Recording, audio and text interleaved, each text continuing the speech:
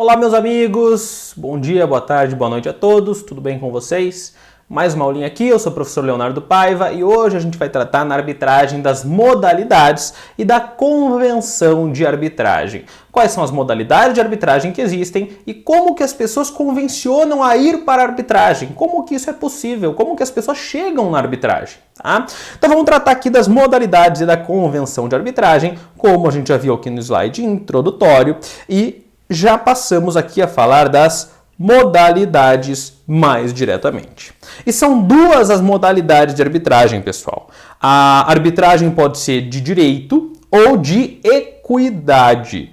Vamos dar uma olhadinha lá. A arbitragem de direito é aquela na qual as partes se submetem às normas jurídicas positivadas, ou seja, às leis efetivamente. Já na sequência, a gente fala da equidade. Vamos tratar mais aqui um pouco da de direito. As partes podem escolher livremente as regras que serão aplicadas. A legislação de um determinado país, as regras do comércio internacional, alguma lei específica e etc. Ou seja, pessoal, aqui na arbitragem de direito é a forma de arbitragem que mais se assemelha às decisões do Poder Judiciário, à jurisdição especificamente. Porque o árbitro ele vai escolher de acordo com a lei, de acordo com o que está positivado no nosso direito. Vejam aqui que a gente já tem uma diferença pequena, que as partes podem escolher qual a lei vai ser aplicada. Quando a gente trata da jurisdição, do Estado, do Poder Judiciário, é o juiz quem, de acordo com o caso concreto, vai verificar qual situação melhor se encaixa àquela realidade e vai aplicar a lei que entende aplicável ao caso concreto, de acordo com o que o ordenamento jurídico mandar. Na arbitragem é um pouco diferente. Na arbitragem, as partes podem escolher qual lei será aplicada. Então, por exemplo, será que é possível uma arbitragem aqui no Brasil sobre um caso que aconteceu, vamos supor, na Inglaterra, para que o árbitro aplique a lei britânica sobre essa arbitragem no Brasil? A resposta é positiva. Isso o Poder Judiciário não permite. Você não pode levar uma situação ao Judiciário brasileiro pedindo para usar uma lei de outro país. O juiz é quem vai escolher lá no Judiciário. Aqui na arbitragem não. As partes, claro, desde que estejam de comum acordo, podem escolher qual lei vai ser utilizada ao caso concreto. Qual lei que esteja ou no direito brasileiro ou inclusive do direito internacional, regras de comércio internacional, algo nesse sentido, mas desde que estejam positivadas, desde que leis de direito efetivamente. Essa é a arbitragem de direito, que é basicamente ali um paralelo que acontece ao judiciário pelo qual o árbitro vai julgar com base na lei o caso concreto. Agora, nós temos a outra modalidade, que é a chamada arbitragem de equidade. Essa é um pouquinho diferente. Essa é uma modalidade de arbitragem que nós, juristas, em regra, não recomendamos. Por quê? Porque na arbitragem de equidade, o árbitro vai utilizar o seu senso de justiça. Ele não está obrigado a cumprir a lei aqui. Ele não está obrigado a seguir o que o Código Civil determina, o que o Código Tributário manda, o que alguma lei específica determina. Ele vai olhar aquele caso, vai sentir aquela situação e vai entender que é mais justo que quem leve essa situação. É mais justo para quem ganhar essa disputa. E ele, de acordo com o seu próprio senso de justiça, vai julgar o caso. Vejam que é uma questão muito mais subjetiva, porque o árbitro não está obrigado na arbitragem de equidade a seguir a lei. Então, ainda que o artigo X lá do Código Civil diga determinada coisa, o árbitro pode aplicar justamente o contrário se ele entender que é mais justo, naquele caso, a aplicação contrária à lei. Então, na arbitragem de equidade, pessoal, é possível que tenha alguma aplicação, mesmo que contrária à lei. Quem vai escolher, obviamente, são as partes. Lembrando, pessoal, na arbitragem, para que se comece um processo arbitral, um procedimento arbitral, para que se escolha o árbitro, para que se escolha qual a lei vai ser utilizada, para se escolher se a arbitragem vai ser de direito ou de equidade, as partes têm que estar de acordo. Então, nada disso vai acontecer se uma das partes não quiser, certo? Então, a arbitragem por equidade só vai acontecer se as partes quiserem, lembrando que a arbitragem trata de direitos disponíveis, patrimoniais disponíveis, ou seja, as partes podem escolher o que elas bem quiserem. E aí o árbitro vai julgar de acordo com o seu próprio senso de justiça, algo que pode ser extremamente subjetivo e que pode ser justo para eles, para o próprio árbitro, mas injusto para alguma outra pessoa. Então tem que tomar muito cuidado na arbitragem de equidade. Os juristas, em regra, não recomendam recomendam que ela aconteça por conta de uma enorme insegurança jurídica na arbitragem por equidade. Já a arbitragem de direito, ela é plenamente segura, porque os árbitros, ou o árbitro, se aterá ou se aterão às normas do direito positivadas, as leis. Claro que quem vai escolher as leis pela qual a arbitragem vai acontecer são as partes. Se elas silenciarem, em regra, acontece lá o cumprimento das leis do local que o contrato determina ou do local que as partes estão, a depender, claro, do caso concreto. E isso vai ser a decisão do árbitro, sempre amparado no ordenamento jurídico. Ok? Então lá, pela arbitragem de direito, o árbitro não pode fugir lá das normas legais, da lei efetivamente. Agora, na arbitragem de equidade, o árbitro tem uma liberdade muito grande, uma subjetividade muito grande, o que torna a arbitragem por equidade, de certa forma, perigosa e muito insegura juridicamente falando. Então, arbitragem em duas modalidades, de direito e de equidade. A gente tratou na aula passada das partes da arbitragem e a gente viu que a administração pública, tanto a direta quanto a indireta, pode ser parte na arbitragem. Mas veja lá, na arbitragem que envolver a administração pública, a modalidade única permitida é a arbitragem de direito. É a própria lei que já determina isso. Por quê? Para não ter insegurança jurídica quanto à administração pública. Algumas questões da administração, ou em favor ou contra a administração, podem parecer injustas por certo ponto de vista. O árbitro poderia fazer o que ele bem quisesse com a administração pública se utilizar da arbitragem de equidade. É por isso que a lei veda, a lei impossibilita a arbitragem de equidade para a administração pública. A administração pública só pode submeter a arbitragem de direito. E uma outra questão interessante aqui, pessoal, quanto à arbitragem que envolve a administração pública, é que ela obrigatoriamente será uma arbitragem pública. Na arbitragem é possível que as partes estabeleçam o sigilo da arbitragem, para que ninguém mais, além das próprias partes do árbitro, ou dos árbitros, né, se tiver mais de um, saibam o que está acontecendo, o que foi decidido, enfim, naquela arbitragem. Agora, quando a administração pública participa da arbitragem, essa arbitragem, além de obrigatoriamente ser uma arbitragem de direito, não podendo ser de equidade, ela deve respeitar o princípio da publicidade. Então, todas as arbitragens que envolverem todos os procedimentos arbitrais que envolverem a administração pública serão obrigatoriamente públicas, não podem ser sigilosas. Interessante, então, falamos das duas modalidades de arbitragem, de direito e de equidade. É importante a gente ver agora como que as partes se submetem, como que elas chegam à arbitragem. E aqui nesse ponto que a gente vai tratar aqui da convenção de arbitragem das suas espécies. E na verdade a arbitragem ela pode ser convencionada, as partes podem escolher a arbitragem por duas modalidades diferentes. A primeira delas é a cláusula arbitral, ou também chamado de cláusula compromissória, e a segunda delas é o chamado compromisso arbitral. Vejam só, pessoal, aqui é fácil para não esquecer, para não confundir. Quando eu falo em cláusula, tanto falando de cláusula arbitral ou cláusula compromissória, que são exatamente a mesma coisa, quando eu falo em cláusula, o que vocês lembram? Certamente, quando a gente fala em cláusula, vocês lembram de contrato. Cláusula contratual, cláusula de um contrato. Quando eu trato em cláusula, eu já tenho que estar com aquela determinação estipulada em um contrato. Então a cláusula arbitral, ou também chamada de cláusula compromissória, sempre que eu falar em cláusula, eu estou falando de algo que já estava previsto normalmente no curso de um contrato. Tinha lá uma cláusula, um anexo, um aditivo contratual prevendo a cláusula arbitral. Ou seja, qualquer problema oriundo deste contrato vai ser discutido na arbitragem. Eu posso já prever lá qual a Câmara, quais as leis vão reger essa arbitragem, se será de direito, se será de equidade, e a gente já vê como que essas cláusulas são tratadas. Mas sempre que eu falar em cláusula arbitral ou cláusula compromissória, essa arbitragem já foi pactuada num contrato, previamente ao conflito acontecer. Vamos ver lá então. Cláusula arbitral, cláusula compromissória, vejam lá, prevista antecipadamente ao conflito, no contrato, em anexo contratual ou por meio de um aditivo ao contrato.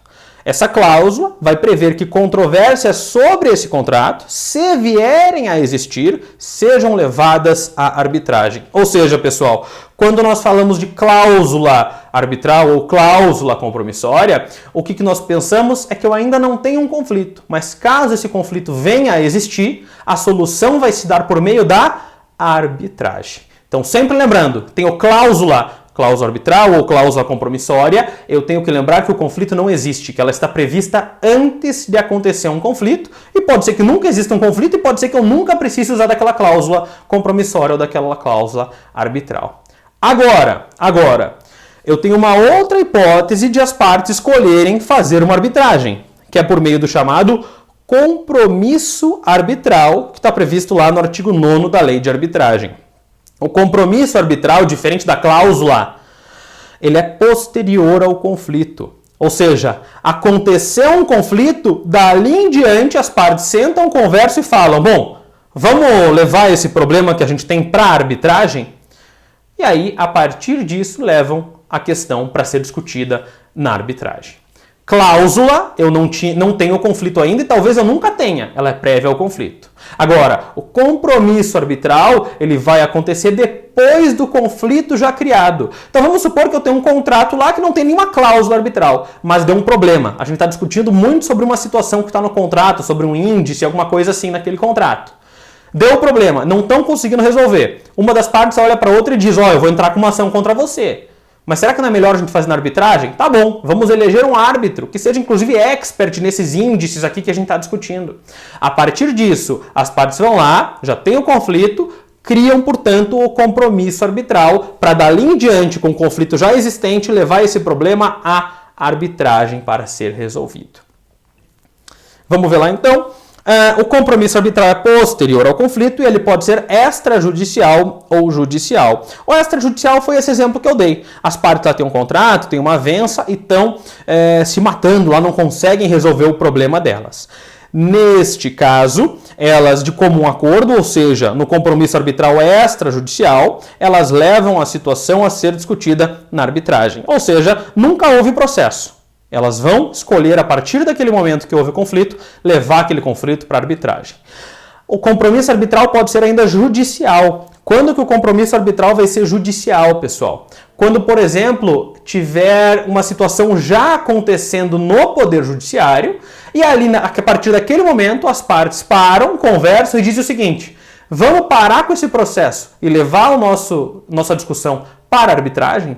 Então, no meio de um processo já correndo, de um litígio já rolando no Poder Judiciário, as partes podem acabar com aquele processo e levar aquela situação para a arbitragem. É então chamado o compromisso arbitral judicial, que vai acontecer depois de uma demanda judicial já proposta, já existente. Já extrajudicial, eu não tenho demanda judicial, evita-se inclusive ela, e as partes convencionam em levar a situação para a arbitragem.